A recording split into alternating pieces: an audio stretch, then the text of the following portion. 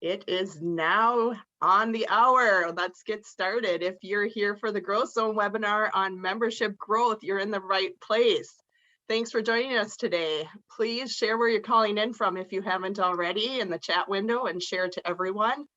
My name's Amy Shanerock. I'm in the marketing department at GrowthZone. Welcome to the webinar. We have awesome Shari Pash here today. Membership industry coach and trainer. Through her hands-on work, she's changing the culture and the way organizations approach membership recruitment, engagement, and retention. She provides a customized multi-step program for proven success. Client outcomes continue to excel through the implementation of foundational tools and reports that have proven success with memberships for growth, measurements for growth, sorry. In addition to this work, Shari conducts board of director goals and planning sessions and works with organizations to develop and recruit volunteers. We'll share her contact information at the end of her presentation so you can reach out and connect for your organization. As a reminder, all of you as live attendees will receive an email with the recording of today's presentation and that CAE certificate as well. Welcome, Shari. The floor is all yours. Thank you, Amy. I'm excited to be with you all. Virtually is fantastic. We all love meeting in person, but I love that we can all connect here online together today. So again, as Amy shared, I work with state associations, local associations, chambers, all the different types of membership organizations. And that's what I thrive on, as those membership organizations.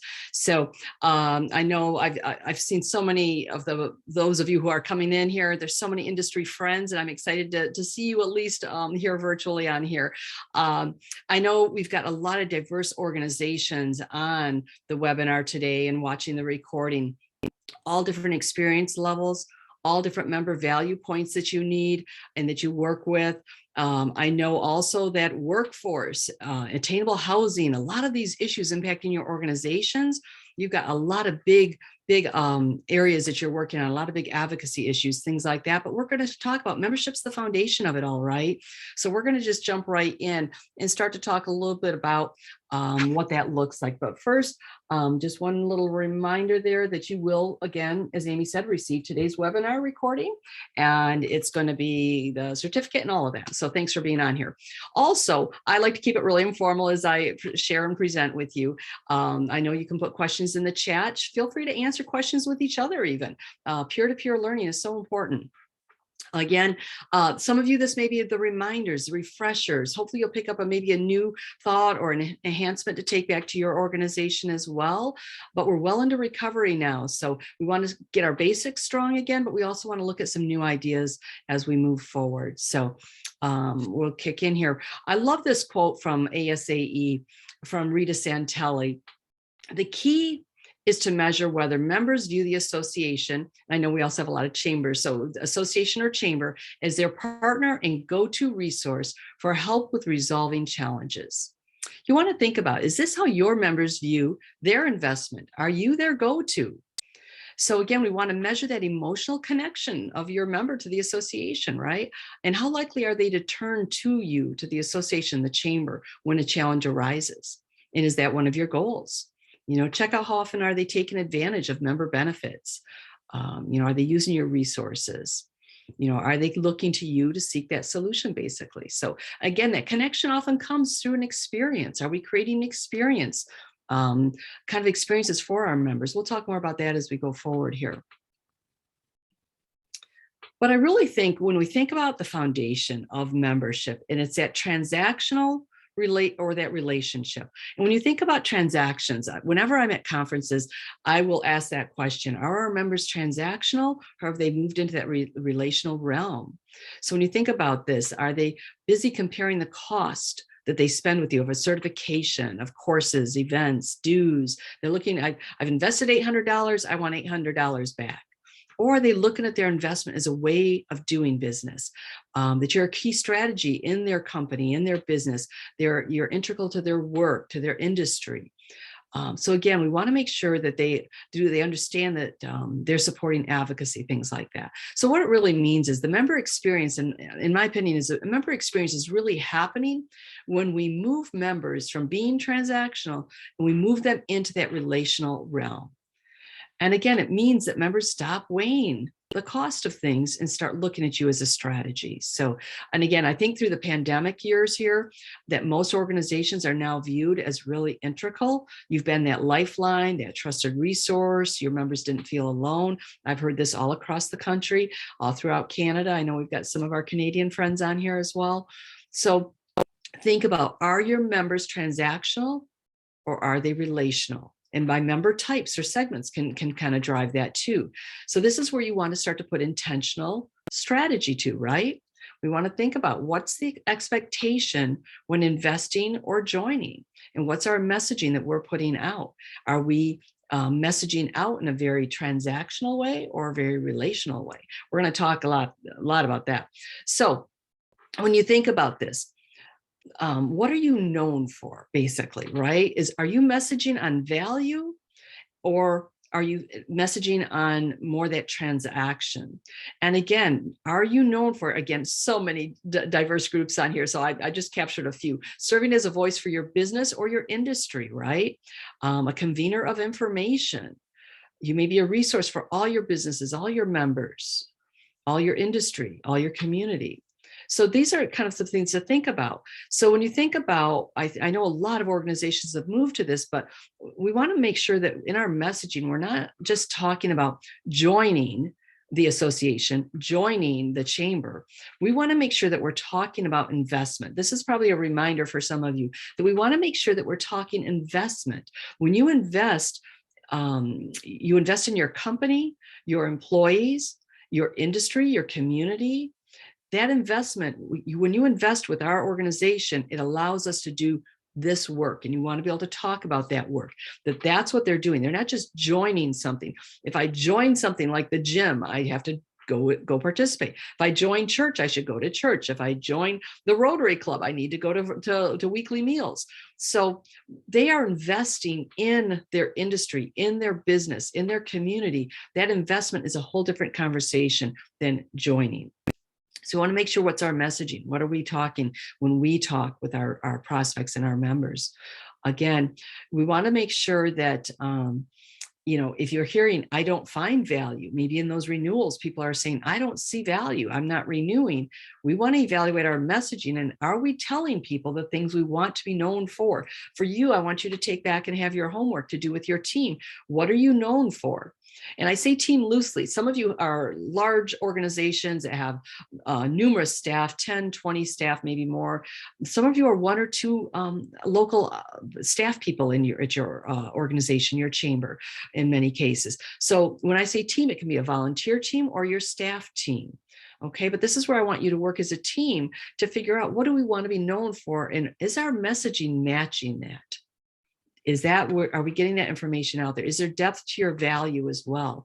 Are you known for things like insurance plans, workforce, legislative, or are you more known for education and partnerships and networking?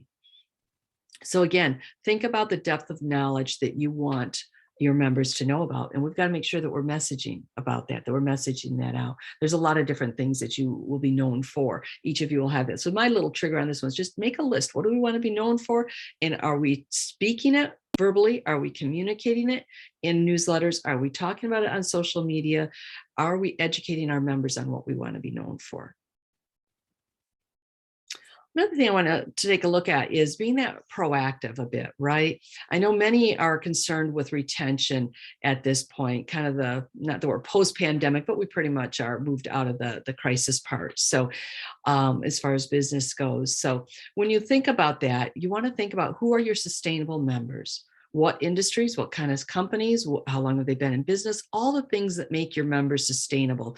You want to define that. And then what does engagement mean now? It may be very different than it was 2 years ago. You also want to look at who isn't sustaining, and who do you want as a member? What are those need segments? So as we talk about high-risk members, that's where we want to move from reacting to planning. Create that high-risk list of renewals for you for the next 6 months, or if you're an annual renewal, looking at that as well. But if you're monthly renewals, looking at who are your high-risk members, those that it's questionable if they'll renew based on how the pandemic might have hit them, and based on just what's happening in their industry or your industry, or what's happening just in their company alone. When you make that high-risk list, you want to then set a plan for those that are really in that concerning area.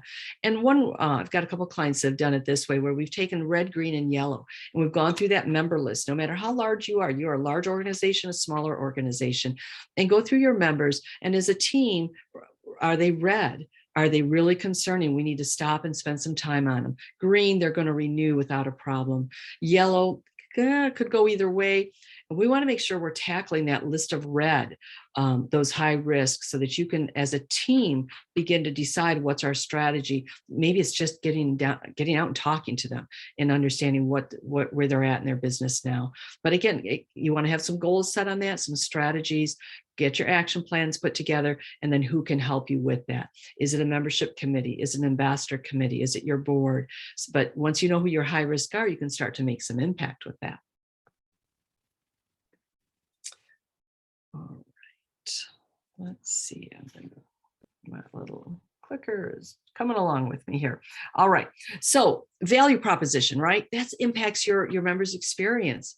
Think about, I always say the heart of value proposition, as you can see right here, is members aren't just buying a membership, are they? They're investing in the experience and outcomes that being a member delivers. You know, they may be looking at you for continuing education, for licensing credits. They may be creating that experience every time they read an email from you. They talk with you about a peer. They talk to a peer about you, a friend about their organization you're in. They might be engaging with your social media posts, all different types. But the key is, are you tracking this on your member record, in your database, where your members are being impacted? What's value mean to them? Because remember, there's no value in programs or services that a member doesn't use. You can offer all these wonderful things, but if they're not engaging with them or using them, there's not value to that member or that business or company. So again, we've got to make sure that we are going beyond just what membership brings and creating those experiences for them. So I want you to think about what your messaging is. And sorry, guys, I told you we keep it informal, but we're just going to see if these slides will click along with me here. All right, so when we talk about messaging, this is where we want to look at, what do our communications tell our members? And all of you are doing email communications, all different social media communication. But how are you using those? And I know if you have a large marketing department, which many of you on here probably do, many of you do not, but you want to think about, are your communications telling members about networking and transactional type activity or transactional information? Or are your communications basically building a relationship and talking about your mission and value points? So how are you using your emails and your newsletters? Because I know a lot of organizations, networking is very important for them, but we want to make sure that we're going beyond that, because I hear from a lot of organizations that people don't renew their membership because they don't have time to be a member. But why do they feel they need time? Quite often it's by what we've told them, what we've educated them on, what we've emailed them about. So if we're emailing about an events calendar, if we are emailing about early bird registration, don't forget to register. Here's our expo, you know, again, buying a booth, things that all of you have different ways that you're publicizing different transactional activity, but are we also building relationship with that? When you have to communicate about your advocacy, are we communicating that advocacy and how it impacts our members and businesses? Again, if your mission is to grow your community and help businesses thrive, are we talking about that? If it's to help your industry thrive, same thing. So all of you are very different, but look at your messaging. Is it creating relationship or is it communicating transactions? And that's the piece to really consider. All right, the next thing I want you to think about is kind of thinking about how we're delivering. What are our short-term and long-term member priorities, right? To recruit and engage, we have to know our members' priorities and how you can make a difference for them. So we need to understand that, and we need to have that documented. So we'll talk more about that in just a couple minutes here. But where and how are you making a difference for your members, for member segments? You may have different suppliers and vendors and different industry type memberships. All of you have many different ones. But how are you making a difference? And what are your members' short and long-term priorities? Do we understand that now when we've come out into 2022 here? What is that? What does that look like? Retention rates. It's amazing at conferences how many organizations don't know their retention rate. We need to know our retention rate, and your whole team needs to understand your retention rate. And you need to understand who's high risk that's going to impact that retention rate going forward. Engagement's really big right now for most organizations. It's a high priority, but we have to know where we're at and what we're looking to grow to. And often it's that first year member. What's your retention rate in your first year member? Make sure we've got that as well. Recruitment strategies that worked in the past. We want to make sure what worked in the past to bring us sustainable members that we continue to do more of. So again, do we keep our same approach, or do we change that up, right? So measuring lead sources is critical. And if you're using GrowthZone, or maybe some of you are using Chambermaster, thinking about measuring your lead sources, we need to make sure that we have created those fields where we're tracking that so that you can run a report for this past year. Maybe your past year, past quarter. I recommend looking at it every quarter, but you can run a report that shows what's the lead source of our new members. And then you want to dig deeper to say, what's the lead source of our sustainable new members? Those that will stay with it. That's what we want to do more of. Now, some of you, this may be something you're doing with outgoing calls. It may be if you're a large statewide or nationwide organization, you're doing marketing. But we have to know the lead sources that are bringing us our leads or our new prospects and members. The same thing with reasons that members join. We have to make sure we're tracking that so we know the reason they're joining, and are we selling, are we marketing to the reasons that they're joining? Okay. Another thing we want to make sure we're taking time to analyze our data. It's one thing to collect data, but do we stop and give ourselves permission to actually stop and pull that data out and change up strategy based on that data, right? So again, how has this changed for you over the past year or two now, right? Kind of thinking about pre-COVID, post-COVID, hopefully following, COVID here. Again, thinking about what's your market penetration. Do you have a large market of prospects out there for membership right now? How many potentials do you have? Where are your members? Is it all statewide? Is it nationwide? Is it local? You all know, but where do you cross borders? Where do you cross boundaries of where your members are? The industry sector analysis, really important. Who's joined? Who's failed to join? Again, who's renewing and who's not renewing, right? We want to know who is sustainable and who isn't. But also, maybe there's a segment out there, be it your local business industry, or you are representing a home builders association or restaurant association, whatever organization, but who should be joining and is not. And we need to develop strategies to impact that. And again, we want to make sure, I'm sure everybody wants to get those membership dues up to that more medium level, not just all your entry level dues. So again, which sectors will bring that higher dues amount? Who should be joining and is not joining, or who is joining, and look at why they're joining so you can use that messaging going forward. So just give yourself some time to analyze who is joining, who is not joining, who do you want to join that is not right now. And then once you kind of define those need sectors or need industries, you want to be very strategic in your approach. And that's where you can then maybe involve some of your board of directors or involve a certain committee that can help you connect with businesses in that sector that you're talking about growth in. So again, just taking time to analyze some of that data. And we'll talk about data a couple more times because I think it's the foundation of our strategy. Basically, we have to know where we're at. We're going to talk just a real quick about some measurements, looking at measurements, really, again, adapting this to your organization. Because again, what does it look like for you using this data to drive strategy? And I think with digital data, It's really important for us to be able to measure and look at, again, building relationships or transactions. If I've landed digitally with you, am I just doing a transaction on your website, or is there any kind of messaging or anything building a relationship with me?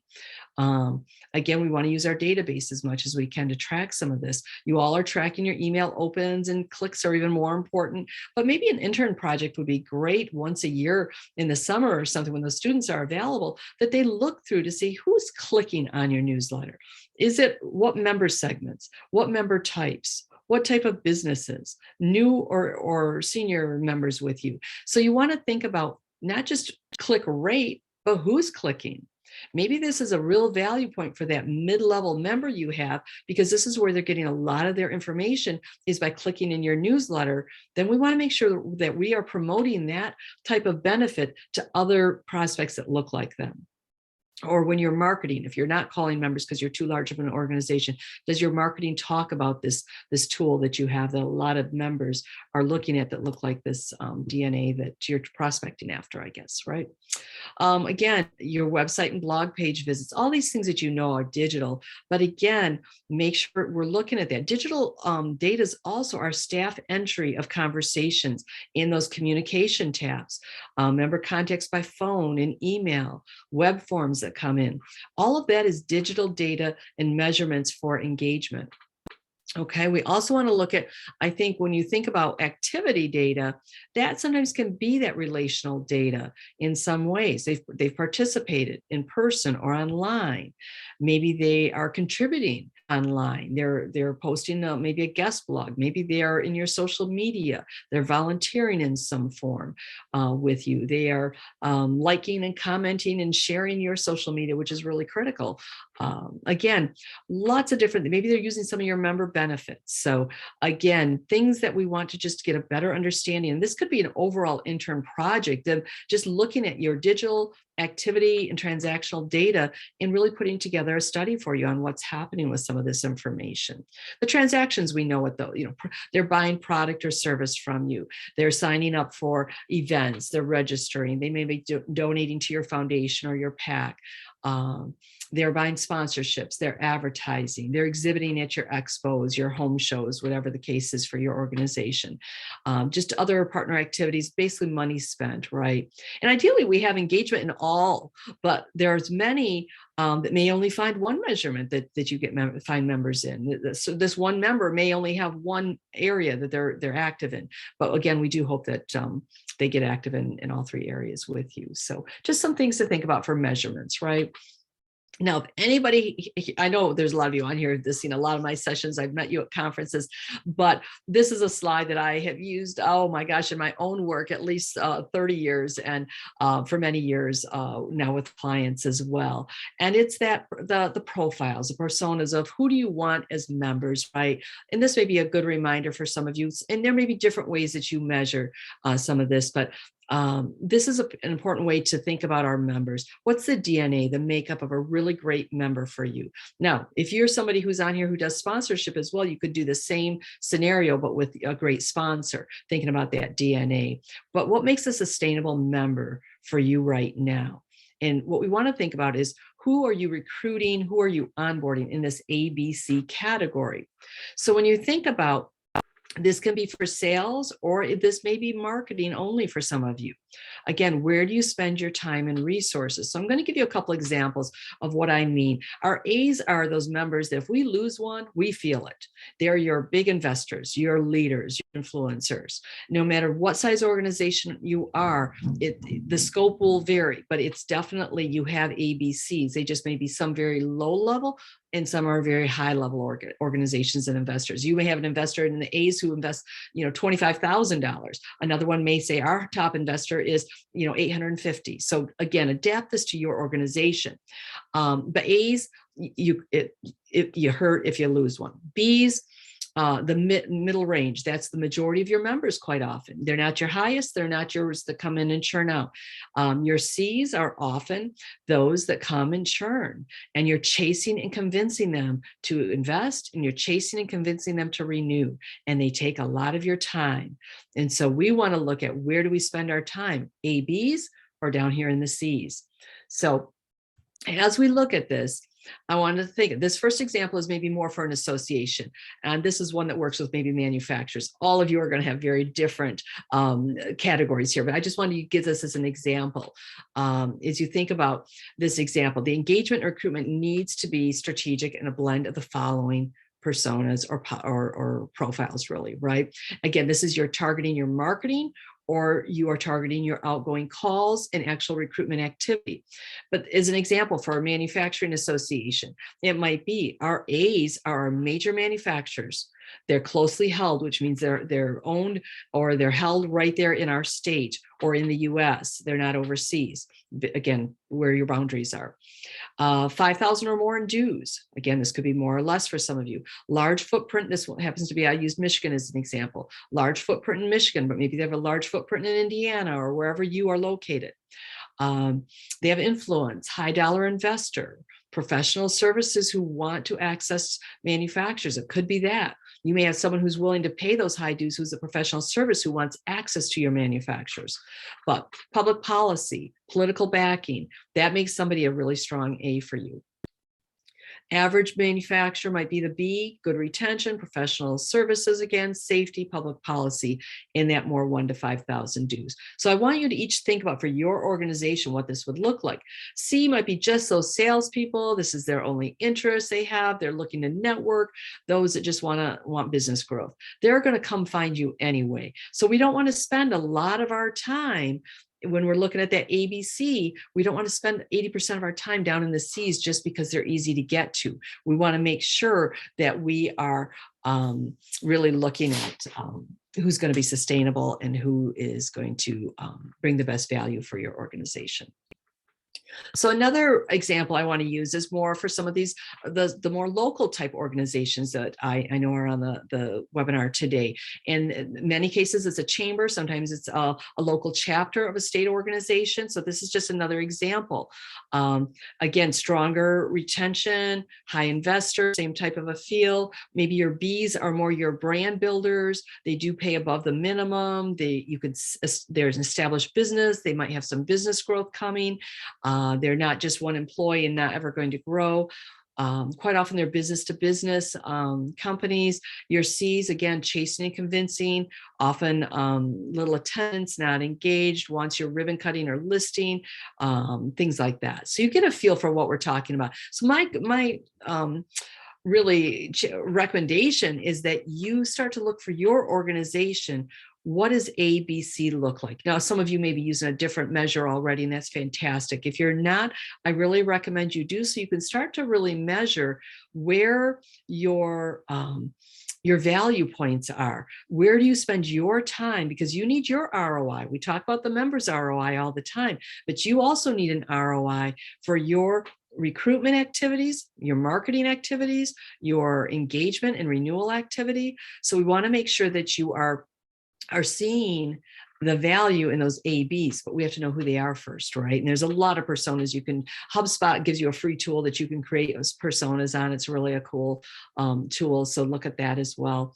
But one thing I encourage you to look at is if you kind of define your A, B, and C, then think about your newest members that have joined. Do they fall into your A, B, or C?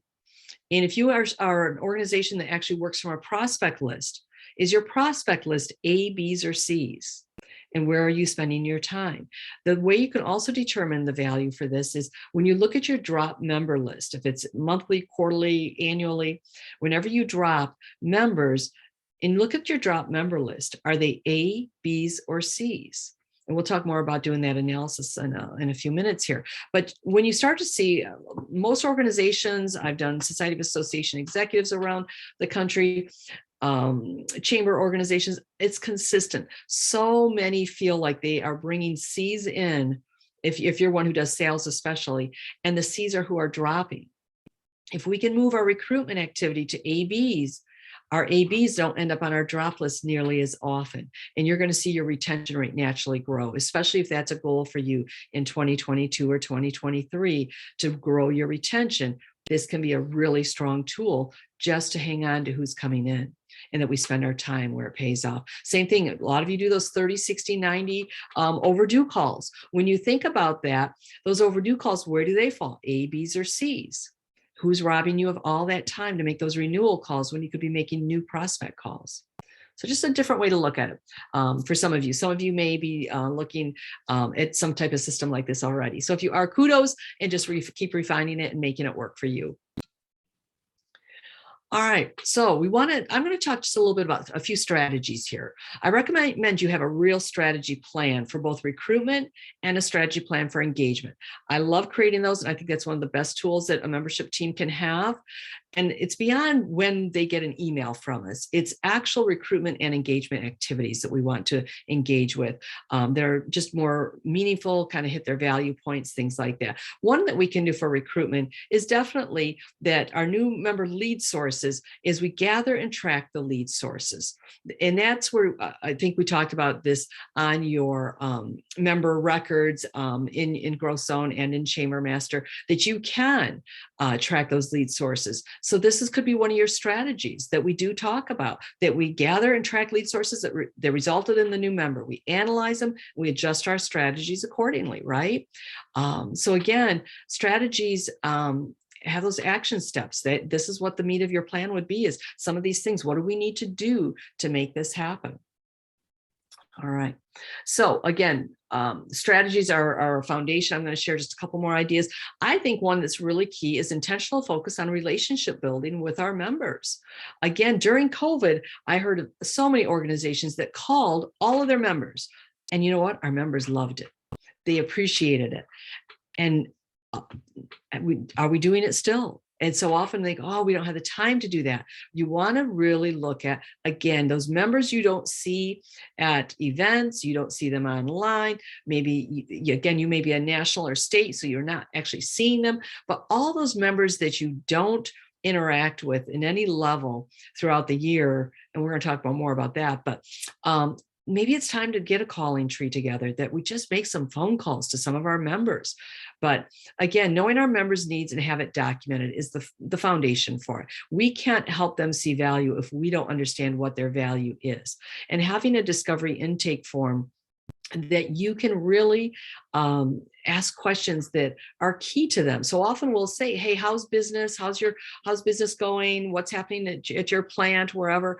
And it's good. Everything's good. Anything more that we can do for you? No, I think we're good at this point. They don't know what they don't know. So we've got to learn what's important to them by asking them questions. I love LinkedIn. We're going to talk about that for a quick second later. LinkedIn engagement is key for members that you never see or talk to, especially if you have large boundaries that you cover. That's where we want to make sure we're using some of that social media. But some of it is just be intentional on how you're going to build relationships. You know your organization, what's reasonable. How are we going to build relationship with our members? But that's a really important piece, is that intentional relationship building. Another one is communicating through social media. Again, can be such an amazing engagement tool. A lot of us I know talk about things, we have Facebook and Instagram for our members, but I am a fan of LinkedIn for individual one-on-one connecting, because that's where you build relationship, is with people, not with the company's LinkedIn page, not with the company's Facebook page. You get knowledge about them that way, and that's fantastic. But to build a relationship with our members, we need to use our LinkedIn profile individual page to connect with others. This is probably one of my most popular trainings outside of all my membership work, is LinkedIn for business growth and member engagement, because when they start to share information on their LinkedIn profile page, that's a place for you to build a digital relationship with them. You're now liking, commenting, and sharing their information, their news. And they may not see you or hear, or connect with you. They don't reply to emails. They don't reply to voicemail. Maybe the only way that they're connecting with you is through their LinkedIn engagement now. So you want to start that relationship so that they start to see you hanging out where they're hanging out. Okay, so again, based on the size of your organization, we'll determine some of your strategies here. But I do think it's one of the best tools we can do for those those passive members that you have, again, that you just don't engage with. Get engaging and get connecting with them on LinkedIn through your profile. But first, we want to make sure that your LinkedIn profile is talking to your members. So make sure that when they land on your profile, you're shaking hands with them. So that's kind of a whole nother session on its own, but make sure that your about section is talking to members. Or people in the industry or people in your community. So they read your profile and they're intrigued to want to talk to you more. I hope that's a really quick snippet on that. But we want to make sure your whole team is using LinkedIn to engage with members. Think about when you have a new member join, or you have a member who renews. Think of everyone on your team went in and linked in with that person. They would feel the love coming from all over, right? So we want to make sure that your whole team has a role in member engagement with social media.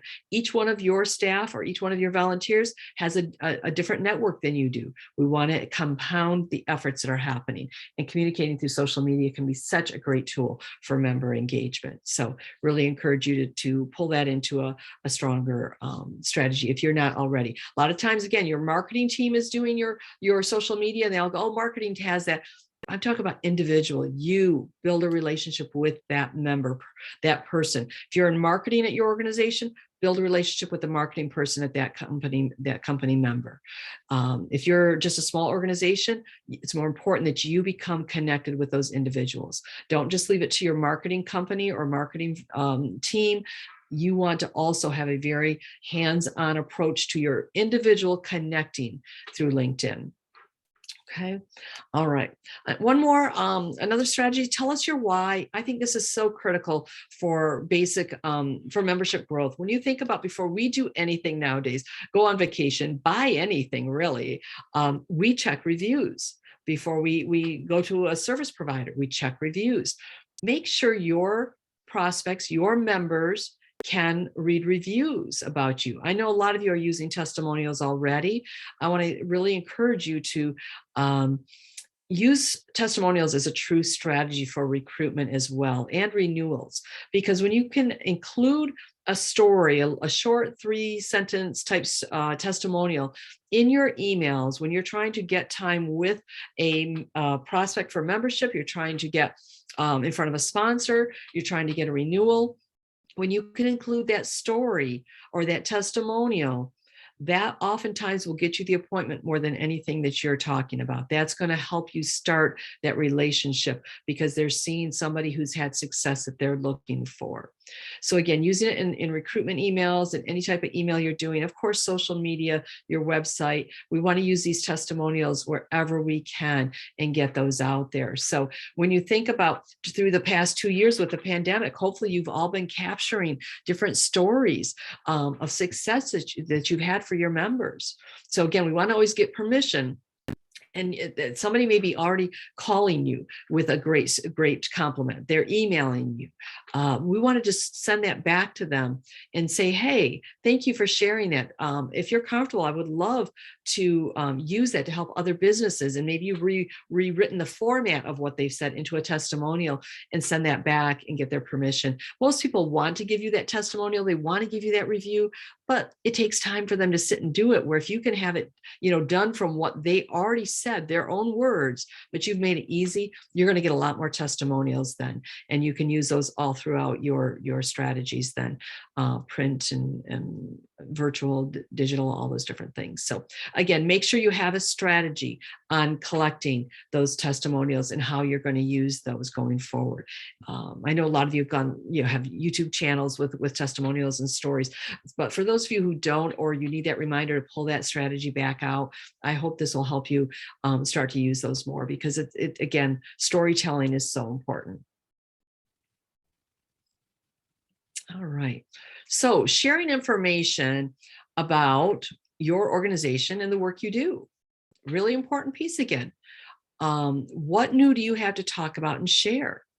Again, we've had so many new dimensions the past couple of years. So we want to make sure that these success stories are things that when you talk about value points, you talk about benefits, that you're using these stories, you're using these testimonials as you talk about that.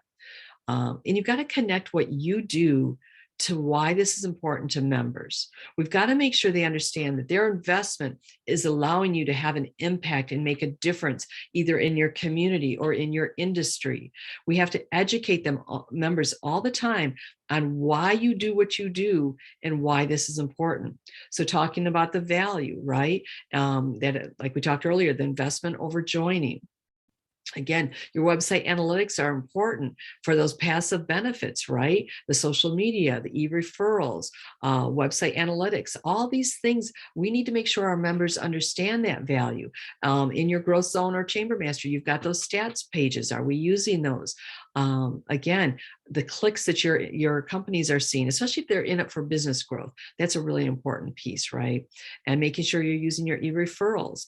I hope all of you are using your e-referrals areas in the software as well. Again, this continues to show value for those sectors of members you have that are looking to grow exposure in business, which can be a lot of your members at times. So again, we want to look at this too, we've got to know the priorities of our members, right? So it's really important that we start to look at what are our members looking for? Now, some of you that do the big advocacy work and all, you're not going to talk to somebody about the perfect client. So I want you again to adapt. These priorities are going to be very different for each of you. So we want to think about, for you, making those discovery sheets that I guess the example I'm going to share with you, and I've shared this many times, is I was doing a sales training session for members at an organization. We took a break halfway through that session. The receptionist came in and said, "Hey, how is everything?" I said, "It's great, thank you." And she said, "How is the temperature?" And I said, "It's really warm in here."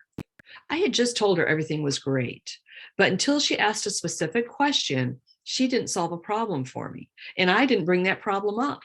So that's where we want to make sure that we're discovering our members' priorities and motivations by asking very specific questions, because that's how we're going to learn what's really important to them.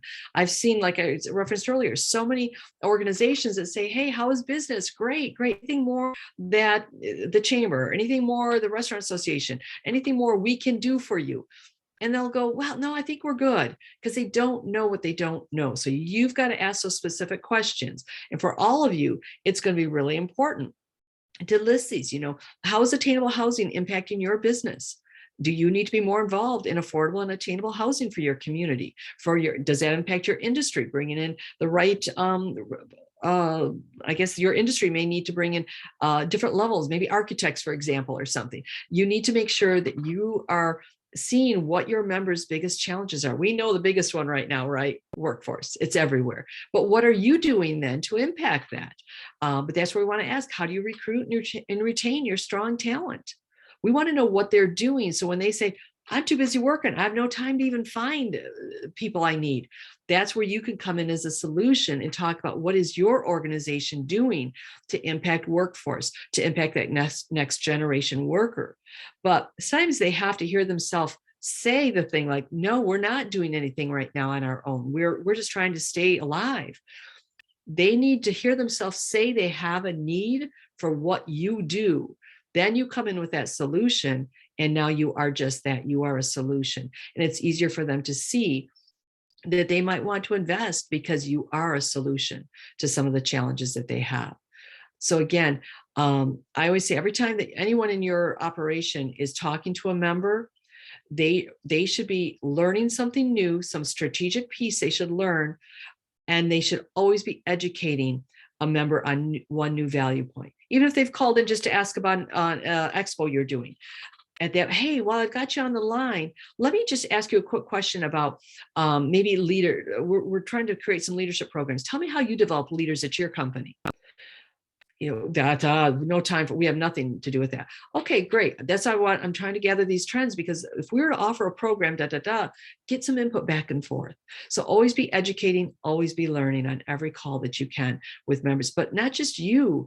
If you're the membership person, your entire team is talking to different people in companies and building that depth by learning what's important to them. Okay, so discovering their why priorities is really critical as you look at value points and what you're bringing to your members. Okay. All right, I'm going to talk just a little bit about defining what engagement means. So when you think about defining what engagement means, again, each of you have a list of your different segments, but what does engagement mean to your different member segments? Are you trying to be all things to all segments in the same way? Or are you focusing different value points and different messaging and connection on definable segments? So that can be kind of a session on itself, I believe, but let's go into defining that engagement piece. So what does engagement mean these are just some examples of different segments that you might look at. So when you think about the next generation, their engagement could be very different than some of your other generations that have been members with you for a long time. So we know that the engagement for the next generation is they want to make sure they're involved in investing in an organization that's making a difference in some way, either to an industry, to a group of people, to a community. So we've got to make sure we know what engagement means to each of these. Industry with advocacy focus could be very important. Those industry members that are focused on business growth, engagement's going to mean very different for them. And I know this is, again, probably some refreshers and reminders for some of you, but we want to make sure that our engagement activities are broad enough that we're hitting some of these different segments. You may have brand builders and community builders. You definitely have some vendor members or supplier members, you might call them. And then your new members and your long-term members, very different engagement is happening there. You might want to pull out who's a group of passive members, who's a group of active, and communicate by those member segments. And that's what I love about GrowthZone. You can make lists of that. Who's our passive members? Who are our active members? So when you're communicating, you can communicate by lists, right? Again, do you use your membership database for some of this? That's a big part. Those stats reports, who's engaged, who's not, you want to be looking at that. So again, some of your segments, social media engagement may be all you get. Some may be involved in small groups. Some may be in your forums. But we want to know, what does engagement mean to different sectors, especially if you have a group of members that are very passive. That's where we want to put our strategy towards, right? We want to have some intentional engagement strategy for those passive members or companies that you never see. And that may, again, be by segment, or it may be by different demographics that you're looking at. Okay. All right. All right, so this is the Horizon Report. Some of you will recognize ACCE had put this out, but it's impactful for, I think, all member organizations. And that's why I use this with all organizations that I do sessions for, because this is critical for any membership organization to evaluate your membership management software and processes to ensure you can differentiate member motivations. Horizon Report was kind of the futures of membership organizations, especially chambers going forward. It was like a 10-year kind of the futures report. And it's that important that they put this into that futures report, that we have to evaluate our membership management software. And so that's where we want to make sure that we are doing just that. I think it's the foundation. And this is a topic that I coach on with every single on-site client I work with. Every conference or webinar I do, I have a slide on this, because it is so important for us to have the data that we need to drive strategy, recruitment, engagement, even our advocacy work. So again, let your software, and in this case, I'm going to say your GrowthZone or Chamber Master, serve as a foundation for your member relationships and engagement. Okay, so I want to talk a little bit about this. So this data allows you to be very intentional. One, we want to gather our facts and trends, right? We want to make sure that we talk about our prospect levels, A, B, and C. Do we have a field for that? So you can run who are all your A-level prospects or members, B-level, C-level, and on. We want to make sure that primary reason for joining has its own custom field, because when you look at that, anybody on your staff should be able to pull that member record up, including yourself, and immediately as you're talking to that company or member on the phone, you can look and see their primary reason for investing, so you can make sure to connect that to the conversation you're having. Some of you, I know there's a lot of turnover at times through our different membership organizations. How many of you started your position and you went to look at member records and there was no information? You are starting from scratch with a relationship with your members, versus if you could go in and read some of this data and then actually continue the conversations of the past team. It's one of the biggest gaps we have in our membership work throughout all organizations. We have to continue conversations and not start them fresh. And you can tell I get really passionate about this part because it's relationships that are the key for the work we do. And when you don't have a team that enters data in, you have nothing to sustain your organization going forward. And there are ways to get your team doing this. You can audit your team. It can become part of their annual evaluation. We have to enter data in. And so again, I did digress here. Lead sources we talked about. If you have advocacy people on your team, governmental affairs, staff or committees, wouldn't it be great? And if you ask them, I bet they would say this would be wonderful. If they say, I need to talk to our members that have an interest in environmental issues, you should be able to run a report out of your system that tells you the members that have an interest in environmental issues, or healthcare, or human resource, or anything that you are, transportation, taxes. And you can make those in your custom fields. And I love that GrowthZone lets you have multiple fields, so you can check multiple boxes in there. But it's really key. Think of the value now that if you have, again, a governmental affairs team or a committee, when they see that you can pull this kind of data out, they also see why it's important for them to enter data into that system. So I can't speak enough on that. Fiscal year, wouldn't it be great to know when your members' new money starts for sponsorship, for moving them up in tiers and membership, things like that? We can track that in there as well. Right now, people who have new money starting in July, we should be talking to them right now about investing with your organization. But we have to have that data in order to drive the strategy, right? So I think there's so much that you can do with your database. I think it's the foundation for you going forward. Again, your full team should be documenting conversations in the communication tab or using the BCC field. They need to be using this information and entering it. And you're only as strong as what your team is putting in. We all have heard the terms garbage in, garbage out. Let's make sure we're putting definite relationship value points in. Wouldn't it be great if you're talking to a member and you can read back and see 2 months ago that they'd hired a new vice president, and you could ask about the onboarding of that. How's that going? Is there anything more I can do as your organization to help this person acclimate to the industry or to your community? So again, get this data in there. I can't say that enough. It's so important. Oh, this is one that usually gets people really excited. What if you had a field that was I think they call it a Boolean, a yes or no, that you had sponsorship interest? Think if you could go in throughout the year, different staff, different emails, you've seen companies have an interest in sponsoring one day, maybe not today, but they do have an interest in wanting to do that. If you check that box, yes, when you create a new sponsorship or it's a new sponsorship year, think if you could run a report and get 40 new potential sponsors. Here's people who've shown an interest. Again, based on your size organization, that will vary, and then you can run that report in there. You start with some warm calls for new sponsors. So there's a lot of things you can use your database for. And I know I go on and on this one, but I think it's the foundation of our membership recruitment and engagement. And many of the work that the whole organization does, it's got to be based on the members. And you've got to know what's happening with them. We've got to know what their value points are. What are they looking for? How many of you don't have to raise your hands on here on the system here, but just think about how many of you hear members say, I don't see value, so I'm not renewing. If you go look at that member's record, can you see what value they were looking for? Because if we don't know their value, how are we making sure they connect to that value? So we want to definitely add that in as well. Okay. All right. And I have to then, oops, hold on. There we go. And of course, because I'm talking about membership database, and we have to thank GrowthZone again for hosting and sponsoring our webinar today. I've got a couple more slides yet, but I do want to make sure, since we're talking database, that we do say thank you for that. And if you are not on GrowthZone or Chamber Master, be sure to head to their website and sign up for a demo, because it really is the Cadillac of systems. I say that term. How about what the Tesla of systems? you tell my age, sorry.